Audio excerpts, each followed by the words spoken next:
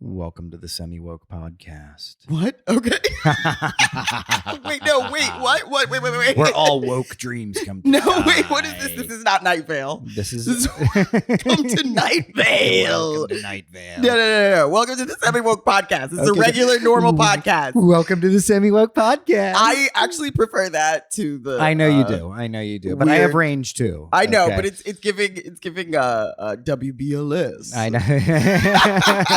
Smooth jazz all day for all your I think that's perfect, Jamaican and I think that's uncles. amazing. And now you just reinforced my desire to do it like that now, because I always aspired to be that smooth Caribbean man on the mic. Not the Bible Welcome podcast, to the please. WBLS. It's not a brown sandals podcast.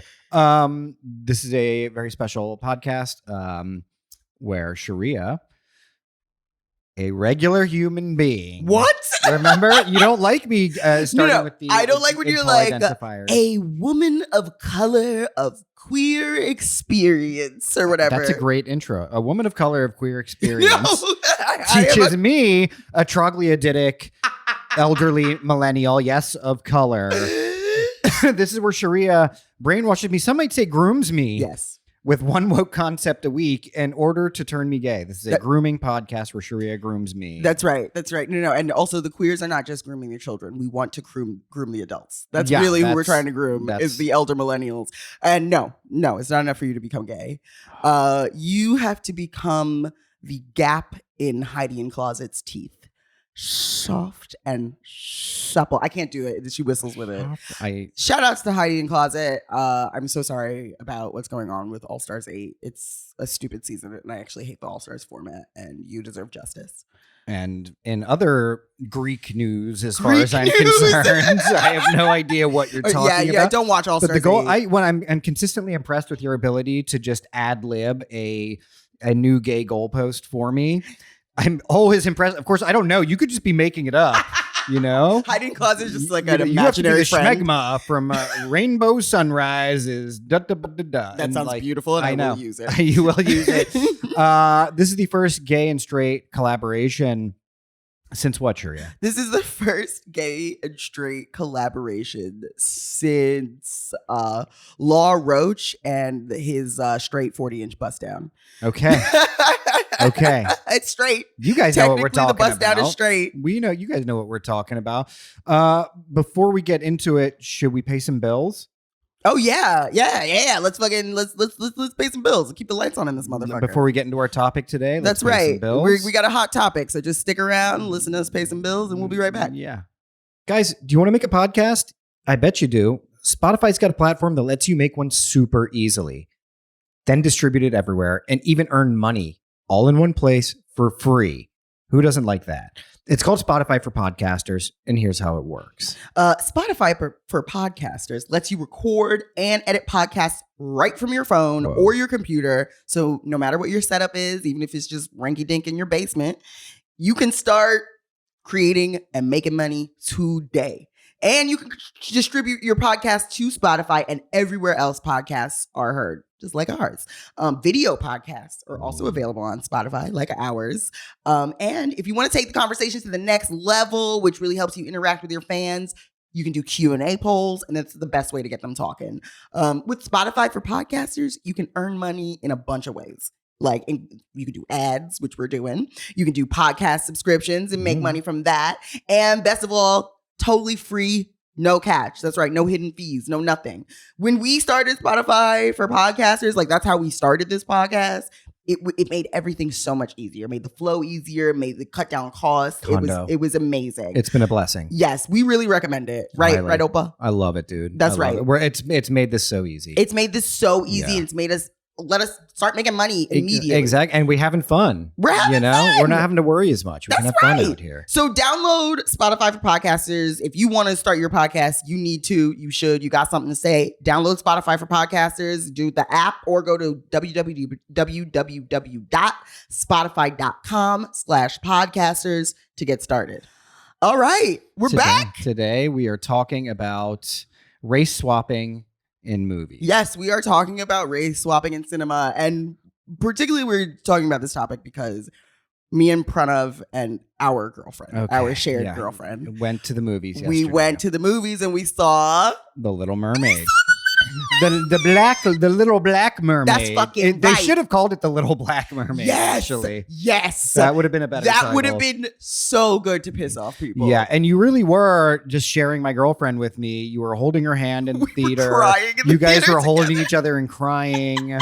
And I was like, I don't like this. You definitely did pull This her doesn't over. feel good right now. And you do this. Side note, you do now lately. Every time, I remember last weekend we were hanging out, and then she showed up, and before I could even go give her a hug, you just scooped her up. She's my girlfriend had too. your way with her, and then we're like, okay, you can That's shake her right. hand. That's pretty right. much. That's right. At one point, I had to consult. Something happened, something mildly not traumatic, but there was a little blip for her, and she's like, "Fuck." And me, before I could do anything, you went in. Went and put my arm around. I was like, "Babe, it's okay." You went around, put your arm around her. Are you okay? You were a way more attentive boyfriend than I was. Because we were crying together. We were having a cry together. That was a different thing, but yes. Oh, you're talking about something else? I was talking about last weekend, Oh. when that whole thing with the cameras and all Oh, that. yes. Put my arm around my girlfriend, babe, you okay? Before I could even get my arm on her opposite shoulder, Sheria swoops in. Oh, speaking Korean to her, whispering Korean sweet nothings to her. Listen. Even though she's not Korean. And Listen. just, Don't leave your girl around Don't me. She leave your will girl get around. took. That's just how it is. You know what I mean? don't leave your girl around I will leave Sheria. with your bitch. You I what know, mean? and the problem is that she's very welcoming of She's it. so lovely. She loves it. She loves you. Let's get into our topic. Let's get into today. the topic. We saw the Little Black Mermaid. The Little yesterday. Black Mermaid. That's Okay. right. Fucking power fist. She makes Power a black fist. power fist Kind throughout the of. whole movie.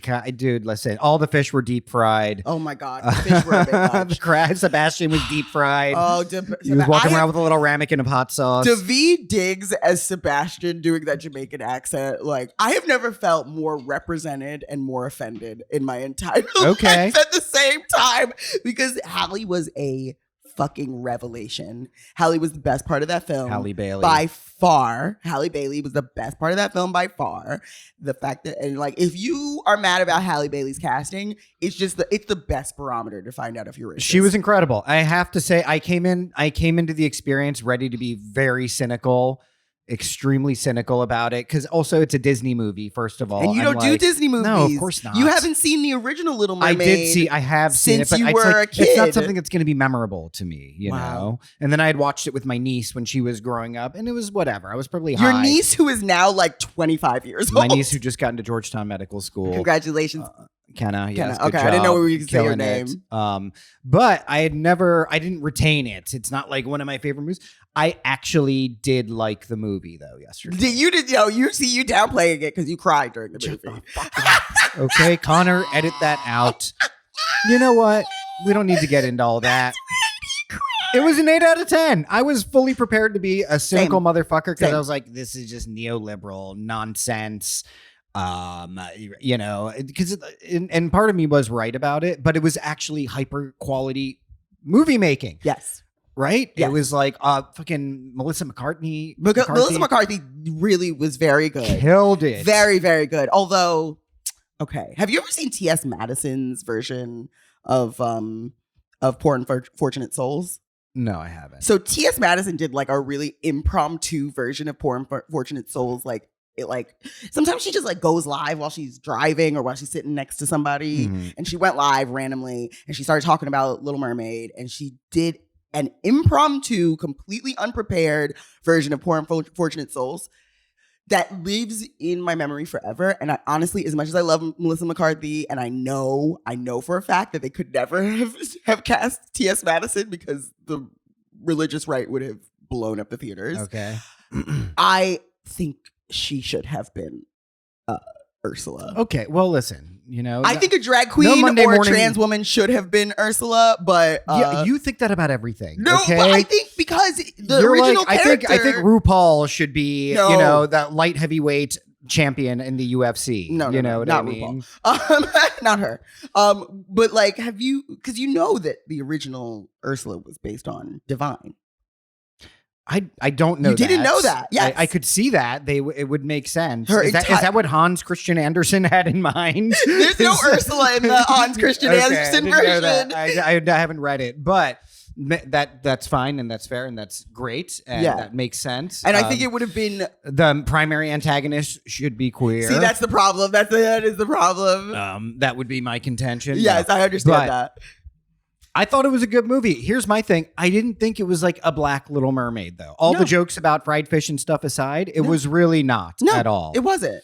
You know, she was like an otherworldly being. That woman, Halle Bailey, is unbelievable. Oh my God. Oh my God. Like, she's a star. Listen, the right wingers or whoever who were like, it's a grooming thing. I was like, yeah, she was grooming me all right. She was grooming me. He's so young. Don't be creepy. That's when I had to pull my girlfriend away from you because I was like, I need some mermaid time right now. No, don't be creepy. I was like, damn. No, don't be creepy. She's just she a was baby. Hot and she was charming and she was so flirtatious and she didn't speak for a lot of it. I'm like, hey, love that. Shut up. Okay. Love that. Don't give her that voice back. All right. She's perfect as she is. It's true. You do want a silent Black woman in your life. And you're never going to get it. She was not. Here's my contention. It was not a Black Little Mermaid. Yeah. It was not at all. It was just like a not identifiably white. The premise of it was that black. It was like, yeah, they're different colors as long as they all speak white. You know what I mean? That's what it was. Wait. So there's another thing. So if you haven't seen the film, there's going to be some minor spoilers, but like, it's the Little Mermaid. Not really. It's the Little Mermaid. It's the Little Mermaid. Hey, we're talking about the Bible. Don't want to spoil it for you. I mean, you know. Yes, that's right. The angels do not get raped. Let's just say they nailed it. He gets. Yeah. I mean. No. So in the Little Mermaid, it's like colorblind casting. Yes, it's colorblind like casting. the entire cast, not just Halle Bailey. Like Triton's daughters are all from different parts of the sea. And so they're all representative of different races. Yeah. Shout out to whoever played Tamika. Yeah, I mean, that was the Black Little Mermaid. Woo! She was, that's, if I make a Black Little Mermaid, that's who I want to be. That's who the Black Little Mermaid is, but she can't have the weave or whatnot. Nope, she had beautiful 4B hair. Okay, like a don't be texturist. Beautiful. Hello, who's learning? Who's getting gayer over here? Who's getting gayer over here? That's right, good this job. Guy. All right, don't be texturist. It's just, here, that's my contention. If we wanted a real Black Little Mermaid, yes. Okay. Hair. Yes. First gotta and be foremost. black. It's got to be black. I want that fro flowing in the sea. So it was not really a Black Little Mermaid. But she had okay, I was extremely emotional. When I saw the trailer, I cried because so you're not a Disney adult. I would not identify as a Disney adult, but you love Disney movies. Okay. They are a core part of like my identity. Like as a child, if you grew up as a child with a traumatic or an abusive household, Disney movies were your escape. No, I know that. Or crack. It was either Disney movies or crack. Okay, that's true. So I chose Disney movies. I choose crack. That's right. 9 out of 10 times I'm choosing crack. Right. Okay? I love Disney movies. They were a core part of my childhood, and I know people were always like, "It's a children's movie. Why are people being hypercritical of a children's movie? You're a grown up." Listen.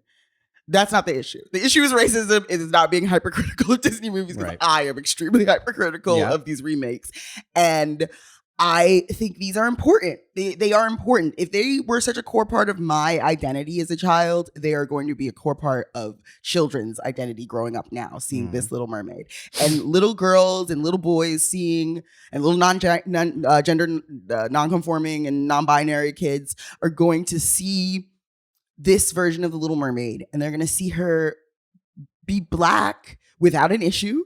They're going to see her. Listen, she brown-skinned. She brown-skinned it, but she's still black. She's still black with red hair. She got tools. That was still the minority that they're really focusing on. Is we need redhead equality. We need ginger equality. Not enough pale redheads in media. Shut the fuck up, bitch. But have you heard that argument? No, I was just making that up as a joke. No, that is a legitimate argument that the racists were coming up with. It's not that I'm racist.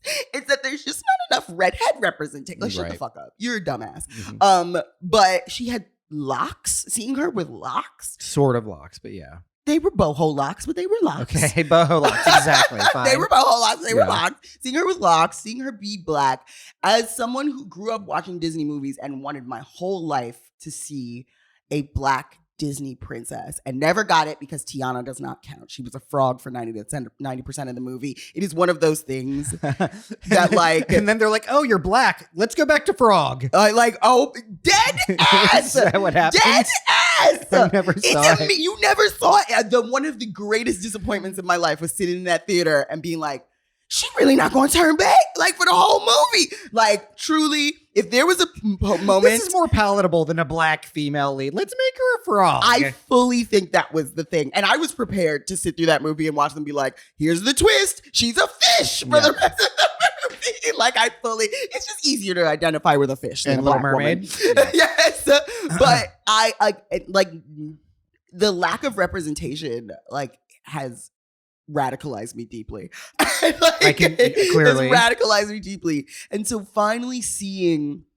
Halle Bailey, first of all, singing, being beautiful, swimming in that sea, and being the Little Mermaid. You know how many times as a little black girl with my little braids at summer camp, I was like half drowning in the lake trying to do the Little Mermaid, jumping out of the ocean. And seeing it was so powerful emotionally for me on that level.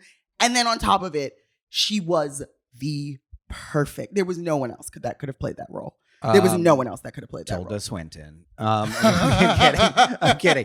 But let's bring this into the larger conversation about quote race about swapping. Race swapping, race bending. I don't like it. I don't like it. You know why? I think it's disingenuous. I think it's marketing. I think all of the hype about, Black Little Mermaid, how dare they? I think that was something that was very much in Disney's favor. I think they were probably involved with drumming it up because they're like, this is going to cause controversy and people are going to whatever, right?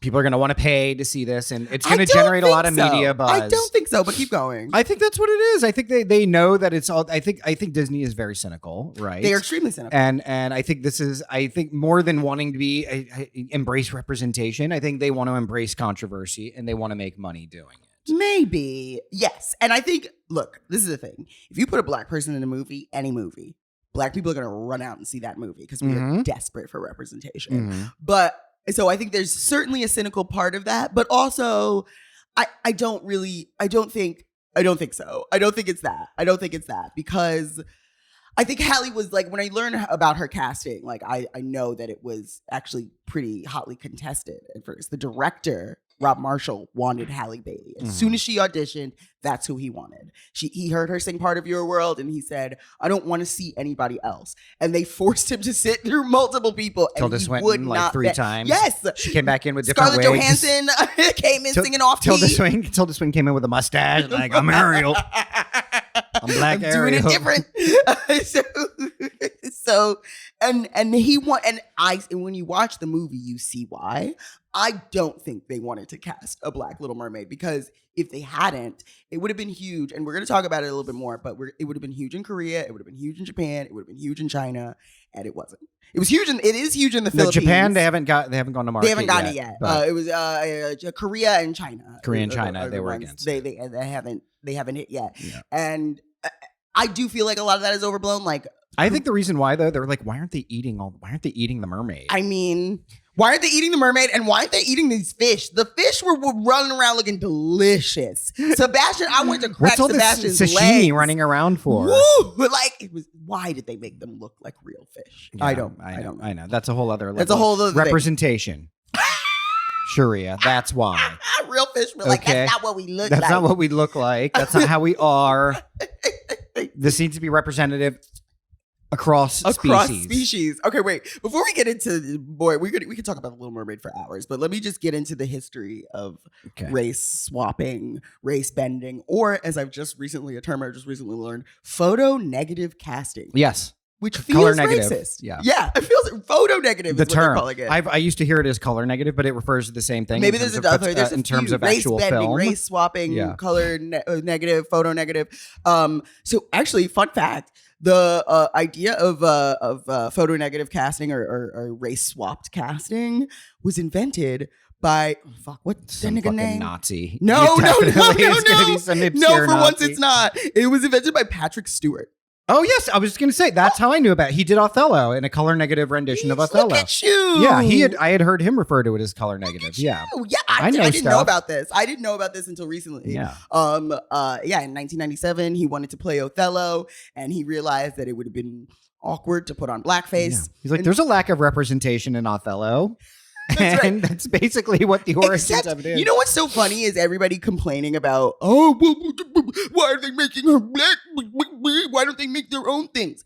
For all of human history and media, white actors have played characters of color. Blackface, yellowface, constantly. Like Ben Kingsley played fucking Gandhi. Gandhi. But Ben Kingsley is technically Indian, though. Is Ben Kingsley Indian? But he's actually comes from the Parsi community, like Freddie Mercury. Okay, my bad. I didn't know. So yeah, he's not white. Yeah, I thought that was a white man. Ben Kingsley's Persian, actually. Oh my god! Yeah. All right, my bad, Ben Kingsley. Yeah. I'm sorry. I've been calling you a colonizer for a really long time. Okay, fine, not Ben Kingsley, but like Catherine Hepburn playing a fucking Chinese lady in Justin Trudeau. You know, that's a good one. Yeah. Like it has happened for a very long time, and actors in blackface playing Othello. You know how many black actors were sitting around watching? Even like think about high school productions. Okay, I have a fun story about race bending. Okay. Maybe not so fun. Okay. Fun for me, perhaps. It'll be fun for you. Okay, so when I was, I have a dark secret theater child past. Okay. Yes. So starting to make sense now. Yes, that's right. So I went to a theater camp in Massachusetts before I went to my boarding school. Wow. So I was 13, and I went in to this Massachusetts. Theater camp, more like concentration. It camp. really was. Okay. And so they did a production of Once on This Island. Do you know Once on This Island? I'm sorry, I don't. Once on This Island is an Afro-Caribbean version of The Little Mermaid, of the Hans Christian Andersen Little Mermaid, based on the original Little Mermaid. Yeah. And it's Afro-Caribbean. The songs are African-Caribbean. The main character's name is Timoon. It's supposed to be Afro-Caribbean. The songs are like that's the whole Steel thing. Drum. Yes, steel drum heavy. It's supposed to be a black thing. Right. So I'm in Natick, Massachusetts, and they put on a version of What's on This Island. I do not get cast. It's only 2 black people in the entire camp, me and this other guy. The other guy does get cast in a minor role. Oh, fuck.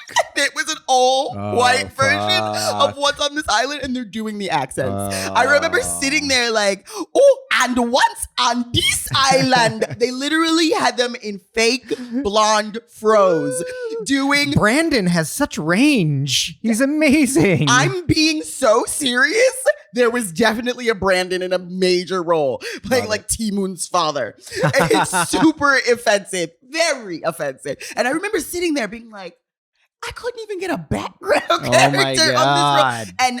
And so that is hilarious. Sorry, that is so fucking funny. And I remember sitting there just being like, this is a hate crime. Yeah. I'm being hate crimed right now in musical form. And then that same summer, hey guys, we're casting Tom Cruise as Fred Hampton. Like, okay. You guys feel good about that? Yeah. So on the other play we did, I don't remember the name of the play, but it was based on a Japanese folktale. And it was, again, all white cast, except for they put me in there. But when we auditioned, we did public auditions. And I auditioned for this role of this mother who leaves her child in the weeds. Yeah. Right? I ate that shit. I did it publicly. People were moved. I cried. People were moved to tears. You were like, I ate that. I cried. I cried. I was enamored by my performance. I know, but I pulled out tears for the monologue. Oh, amazing. Bitch, I thought you meant you were so moved by your performance. I'm amazing. No, I mean, I was, though. I could have cried. People cried. Everybody, like, after my audition, you weren't supposed to clap after people's auditions. Everyone was like, wow. But the director, this British dude, directing a play with 13 and 14-year-olds, was like, you did an excellent job, but unfortunately, we couldn't cast you because we have to believe that you could be the main character's mother. Like, there has to be a belief that you could be the main character's mother. And unfortunately, you just don't look like you could be because I'm black. And the main character was, of course, going to be white because there were no other black people in the cast. Yeah. So I couldn't get the role in a play about a bunch of Japanese people. That's hilarious. Where they put white people in eyeliner That is so fucking funny. And so I'm always appalled when I hear this bullshit about why can't white people have anything? Y'all have everything. Y'all have taken literally everything. For sure. And it's but enough. to me, I don't think it's a correct thing to perpetuate the sin either, right? Because what happens? You have Tom Cruise as the Last Samurai. You know? You have Justin Trudeau as Aladdin, okay? Or whatever the fuck he was trying to do there. Maybe Apu. I don't know what the fuck he was after. Apu is an example of color of casting. So to me, it's a form of colonization. Like, I don't want to see a bunch of white people playing Shaka Zulu. I want to see something that's authentic. I don't want to see a black James Bond. You know why? Yeah, I don't want to see it. But James Bond is an instrument of imperialism, the imperialist state. 100% a black James, that doesn't make any sense. Yes, it's not in line with the kind of the metaphysics of what that whole thing is about. I don't want to see black James Bond either. I want the James Bond thing to end. Maybe. I want no more James Bond. That's fair as well, right? But I'm just like, to me, I didn't like it when I was a kid. And I saw Peter Brooks do a colorblind version of the Mahabharata. I don't know. Like, this is bullshit. Who is this? And what is this? He's like a British theater guy, and he did the Mahabharata, which is absolutely iconic, one of the oldest and definitely the longest ancient epic in existence. Yes, incredible story. It was a movie? No, well, he did like a theater version of it, which then you could get on VHS, and I watched because I was obsessed with the Mahabharata as a kid, and it was just like a white people, and I was like, yo, fuck off. But you keep and I say this from a perspective, and my whole desire to my whole opposition and kind of antagonism towards the race swapping is that as an Indian, I see it happening a lot to our shit. Yes. And I don't like that. And to me, it's a form of colonization. Yes. And it feels like it's just when you have, let's have an all black cast of Remains of the Day or whatever the fuck, right? The whitest shit ever, or Bridgerton or whatever, right? Well, all that shit's doing is reinforcing class norms. Yes. Okay. And secondly, it's just like, listen, let every culture have their thing. Let every culture have their thing. So here's the thing with I love Black Panther because Black Panther is black. That's blackness. That's right. Yeah. Right. 100%. And it's a compelling story. I don't like Marvel movies in general. Right. I'm not a Marvel guy, but I was like, that is how it should be done. Yeah. You know what I mean? It shouldn't be like all of a sudden Captain Marvel or Captain America, the whitest motherfucker alive is what? He's an octoroon now or whatever. Octoroon right? Sorry is to not get the the whole preferred time. I know. But Whoa, that's the mentality. You turned into my grandmother. I know, but that is the mentality. Okay. I feel you on that in some respect, but like, okay, there's a difference between a white person colonizing a role in the Mahabharata. Like there's a difference between that and like The Little Mermaid, which is not relevant. The race is not relevant to the story. So something like The Little Mermaid, I'm 100% agreement with you. It's about mermaids. Yes. You know what I mean? Thank you. It's a fantasy world. world. Mermaids. I think it's totally fine. The hair thing is an issue, but they circumnavigated that by just being like boho locks. Yes, you called them, enough. right? Yes. But there was an actual black mermaid in there, and Tamika. Yes. Credible name. Whew. Okay. She was fine as shit. She was hot as hell. Whew. Okay, all of them were. But it's like, and then the overarching theme was like, but don't worry, father is white. King Triton is white. Well, King Triton is Javier Bardem. He was so white he's presenting, spicy white. Spicy white. He's okay. Spicy. So wait, okay. So I don't know if you're familiar with the Brandy Cinderella that came out in like 1997. Maybe vaguely. Oh my God, that changed my entire life. And that is a completely colorblind cast. It's color neutral, right? So everybody is different. Like Whoopi Goldberg plays the prince's mother. The prince is Ricardo Montalban's son, or he's Asian. He's Asian. The prince is fine and sexy and Asian. Brandy plays Cinderella. Whitney plays the godmother. So totally colorblind and color diverse casting changed my life. I remember. Okay, I'm very old, but so I remember when it came out on TV. It was a television event, and that I believe is how we should cast all fucking children's media that is not relevant when the race is not relevant. I think we should envision a better world. Well, look, what I will say, especially for America, right? Especially for America, is that the Little Mermaid that we saw yesterday is absolutely representative of the America that we live in the sense that it is multiracial.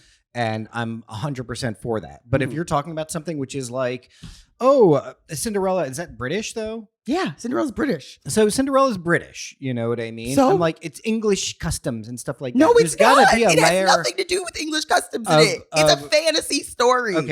Okay, fine. Maybe not that then, right? Yeah. So maybe you're right about children's media too, right? When the race is not relevant to the story, which we very rarely get, then we should. I have watched so many movies with an all-white cast where the race is not relevant to the story.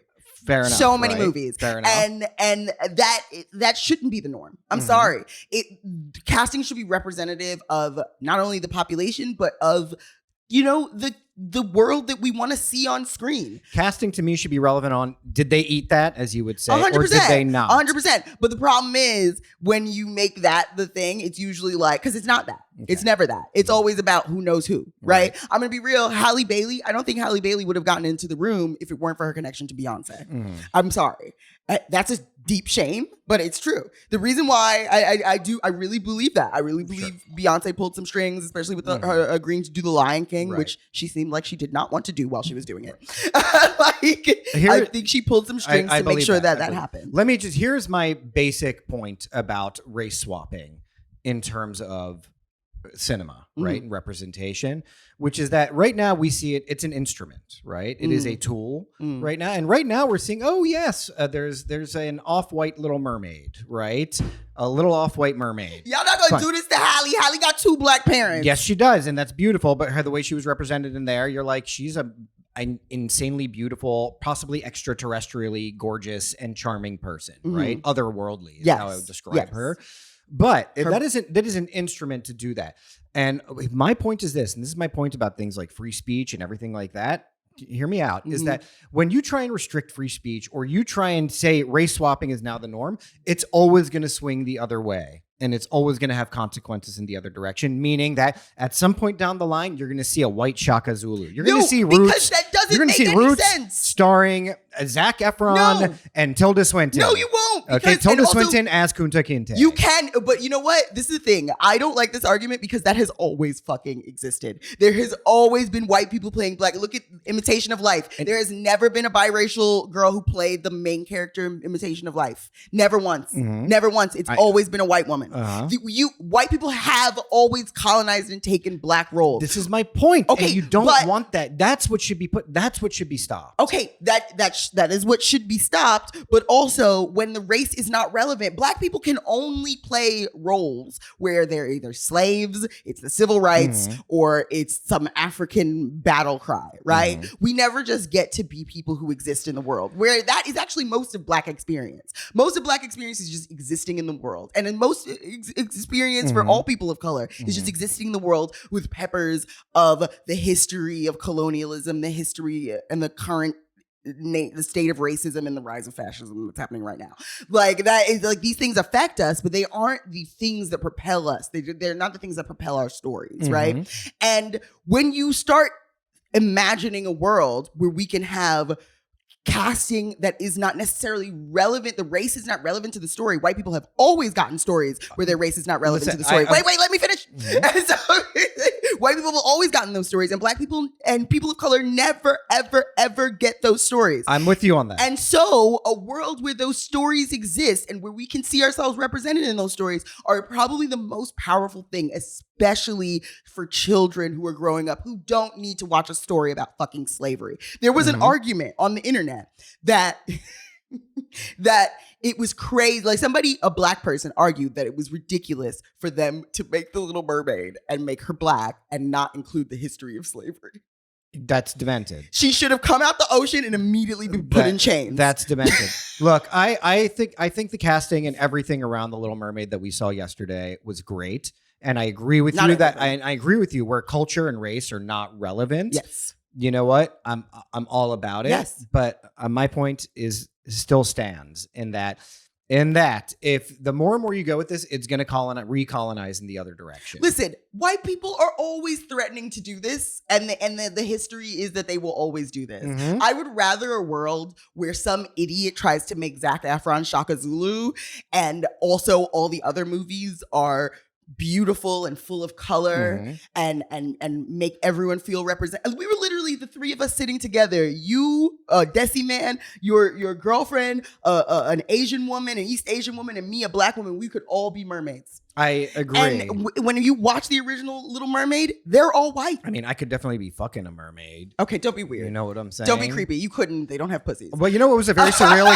You know what was a very surreal experience though was looking around the theater that we were in, and there was at least 2 Caribbean nannies with like perfectly white children. I was like, this is the aerial experience that these kids are getting of like Caribbean sidekicks. That's fucking right. Helping them navigate the world. That's fucking right. I love that. Because I know they white parents was like, don't let them see that Black Little Mermaid. At one point, this little blonde girl started sneezing on her Jamaican auntie. She's like, sing Under the Sea.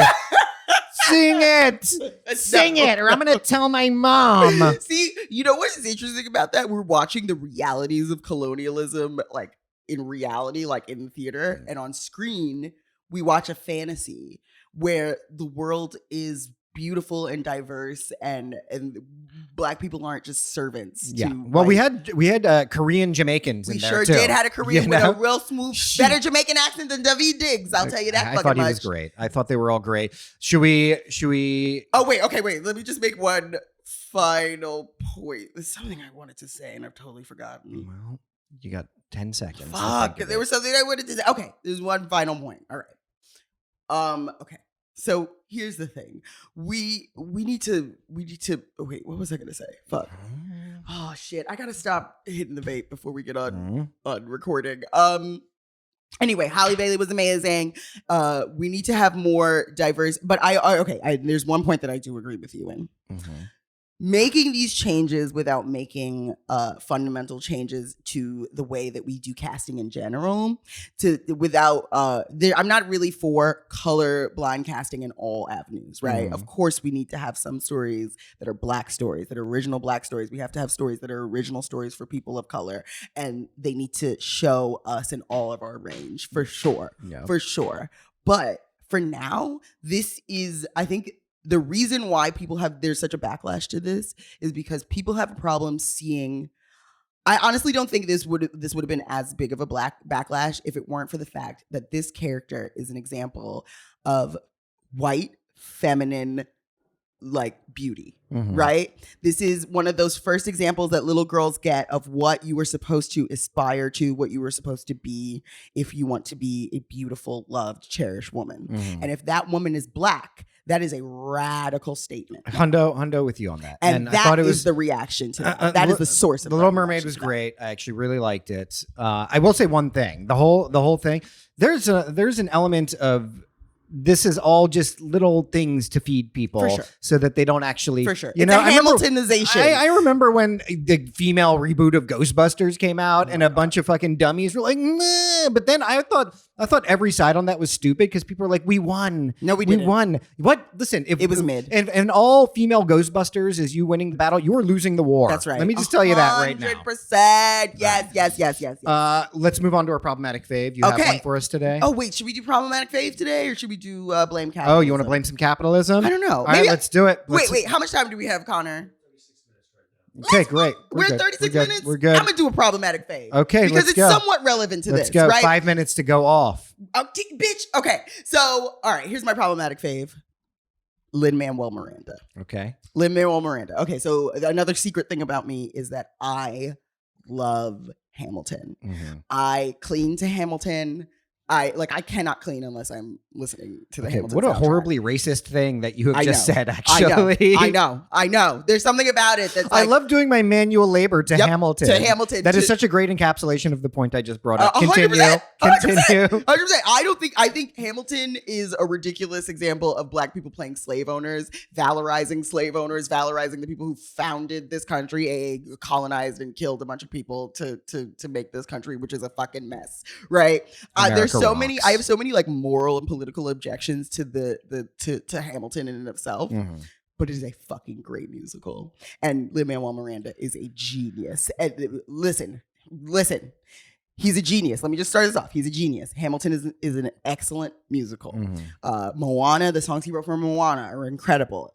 In the Heights is a beautiful example of light-skinned Dominican It's a good play, but it's ridiculous. The true villains of representation are Dominicans. Let's be real, okay? Nobody in that fucking movie or in a black the Dominican play, be like, I Spanish. There were no black Dominicans in that. Have you ever been to Washington Heights? That's not what it fucking looks like. Washington Heights. Like, that's not what it looks like. Anyway, like, he is extremely problematic in those ways, but also he's a genius. He ruined The Little Mermaid a little bit because that Scuttlebutt song is garbage. He doesn't need to be in everything. But also, he and his father have been kind of on a little colonialist tear around Puerto Rico. They've been buying a bunch of like property and petitioning the government to privatize beaches and privatize a lot of property, but so that they like.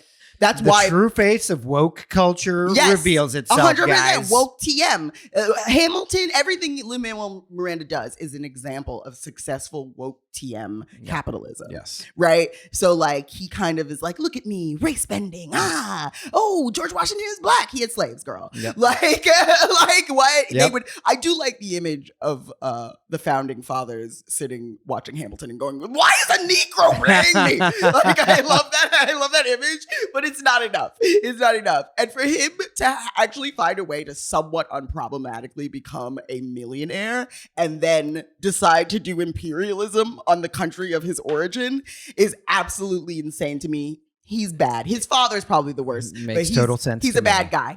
But my favorite thing about Lin-Manuel Miranda is that when he was in arts magnet school with Immortal Technique, Immortal Technique stuffed him in a garbage can. He sure did. I love that story. I think that's amazing. I love that story. Do it again, Immortal Technique. Shouts to Immortal Technique. One more time, Immortal Technique. Throw that nigga in a garbage can.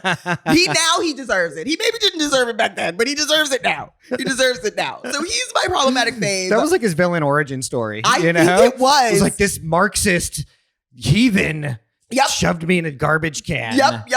His father was like now I'm gonna sanitize the founding fathers. Use that to colonize my home of my place of origin. 100%. That's what he's done. That's what he's done. So he's my problematic fave. However, meanwhile, Immortal Technique has like an organic farm of his own in Peru or whatever. He's like the opposite. They're the fucking. They need to go to war. They need to go to war. God. Anyway, I think him and it's mostly his father. I think it's mostly Luis because he's like a Democrat, but like he was who was he sucking the dick of that gay mayor? There's who I met. He worked at the Quad. I worked at the Quad Theater, and he came in all the time, and he was a fucking shitty old man. Okay. What's his name? Come on. I don't know. He was the mayor. I don't have a gay. He was like a gay. He was the mayor. That's he every was the gay New York guy. mayor. Come on, help. Mayor You're of old. where? You should New York. He was a gay mayor of Come on. And he was kind of in Rudy the closet. Giuliani? No. You see mayor 90s. Oh fuck. Come on. Not You're talking about mayor? You're talking about Barney Frank? No, Barney Frank. No. Oh, him, this dude, Ed Koch. Ed Koch? I didn't know Ed Koch was gargling cock. Yes, he was secretly. Okay. And meanwhile, talking mad shit about the gay community. And then that they were like, hey, you come to the bathhouses and get your ass eaten every fucking weekend. Yeah. How dare you? Anyway, he was an asshole and now he's dead in hell. And Lin-Manuel Miranda's father worked very closely with Ed Koch. Anyway, he's a neoliberal piece of shit, but he is a genius songwriter. And it's difficult. It's complicated. Okay, there it is. My problematic fave. Wonderful. Thank you, Sheria, for that. Thank you guys for listening and watching.